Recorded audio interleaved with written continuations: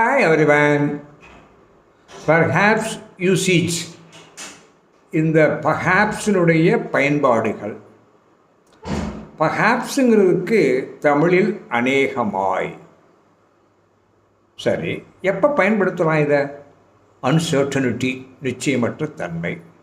Possibility, நடக்கக்கூடிய சூழ்நிலையில். Doubt, சந்தேகம், நடக்குமா நடக்கலாம், அந்த மாதிரி சமயங்களில் பயன்படுத்தலாம். ஒரு சென்டென்ஸின் முன்னாலேயும் பயன்படுத்தலாம், இடையிலும் பயன்படுத்தலாம், கடைசியிலையும் பயன்படுத்தலாம். You see the examples. Perhaps he may come. He may perhaps come. He may come perhaps. இப்படியெல்லாம் பயன்படுத்தலாம். I hope you understand. That's all for this day. Thank you.